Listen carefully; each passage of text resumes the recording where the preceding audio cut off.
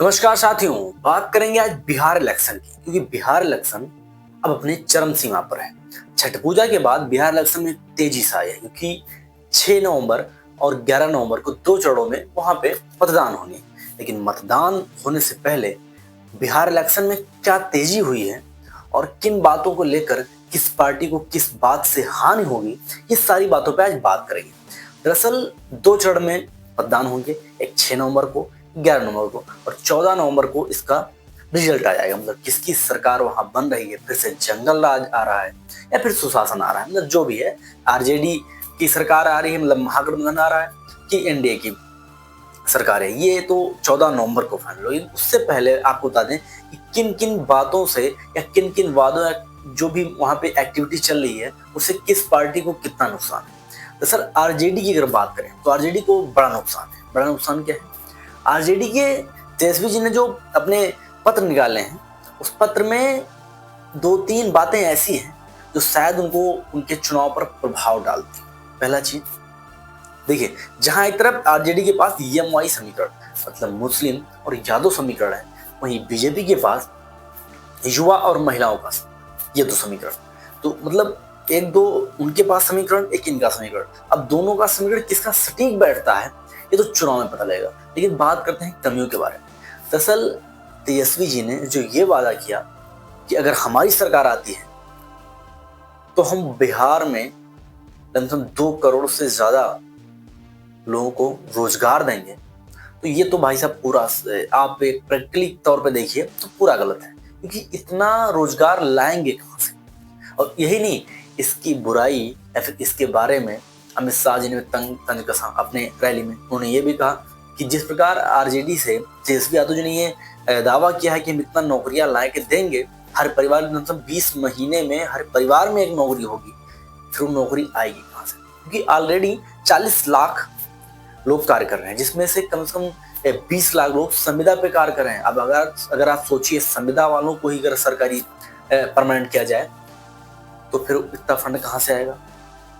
करीबन अगर 2 करोड़ लोगों को रोजगार दिया जाए, हर परिवार के एक सदस्य को वहां रोजगार अगर दिया जाए बिहार में, तो जो बिहार की जीडीपी है उससे कई गुना ज्यादा इसका खर्च आ जाएगा। फिर तो वहां की अर्थव्यवस्था पे भाई सवाल उठेगा कि वो कहां से होगा।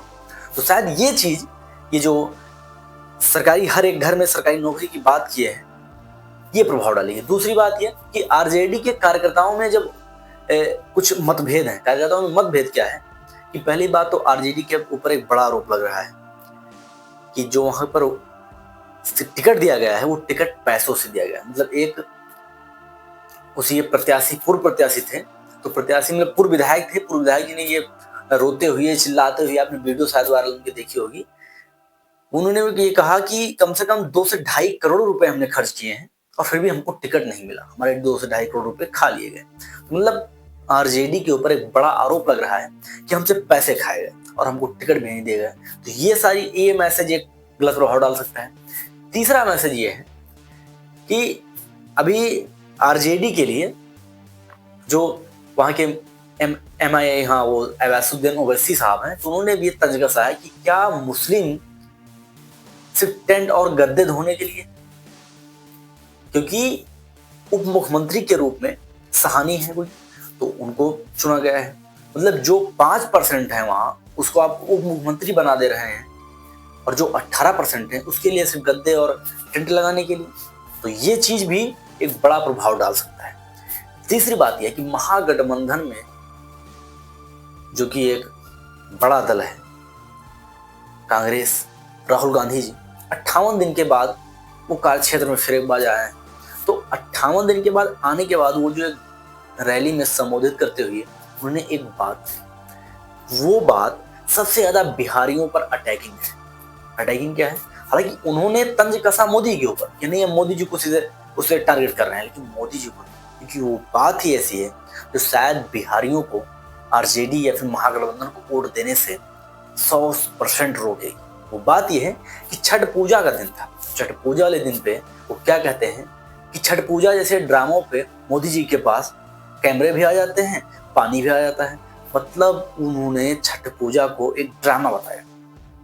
देखिए, बिहारी कुछ भी हो, लेकिन वो अपने धर्म पे, वो अपने रीति रिवाज पे कभी उंगली उठता नहीं देख पाएंगे। तो एक ये जो बात है, ये भी शायद कहीं ना कहीं आरजेडी को बड़ा नुकसान पहुंचाएगा, महागठबंधन को बड़ा नुकसान पहुंचाएगा कि छठ पूजा एक ड्रामा है।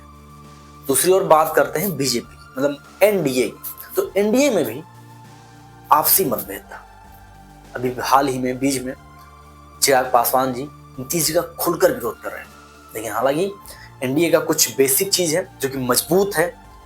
मजबूत ये है कि जिस प्रकार एनडीए में मुख्य चेहरा नीतीश जी, तो नीतीश जी को खोना नहीं चाहते क्योंकि एनडीए में बीजेपी के पास खुद का चेहरा कोई नहीं। सम्राट चौधरी है, लेकिन वो भी उतना बड़ा चेहरा नहीं जितना बड़ा नीतीश जी है। तो क्योंकि नीतीश जी के बल पर ही एनडीए वहां चुनाव लड़ रही है, बड़ा चेहरा नीतीश जी। और जेडीयू में अगर किसी का सम्मान है, जेडीयू अगर पार्टी है, तो किसके दम पे है?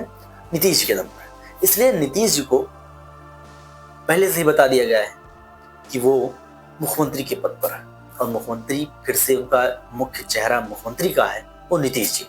तो शायद बीजेपी की ये जो माइंड मेकअप है ये अच्छी है।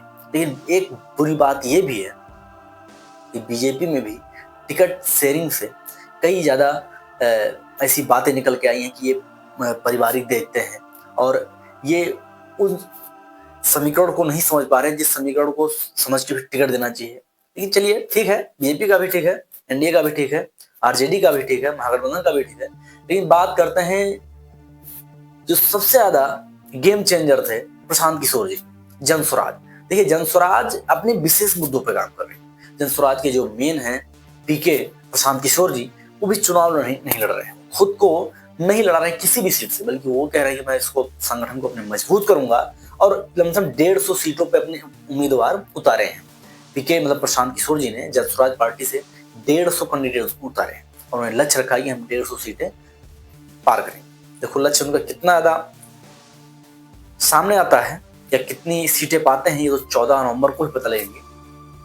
तब तक का इंतजार करिए। बाकी आपके हिसाब से कौन सी सरकार इस बार आएगी? देखिए जहां तक मेरी माने तो सरकार तो शायद एनडीए की ही बनेगी, लेकिन अगर एनडीए की बनेगी उसमें सबसे ज्यादा सीटें किसकी ज्यादा होंगी ये आपको कमेंट में जरूर बताना है। अभी कमेंट का इंतजार है। आपको फिर मिलते हैं नेक्स्ट डेज में और आपको ऐसे ही जुड़ी खबरें यहाँ से मिलती रहेंगी। तब तक के लिए धन्यवाद।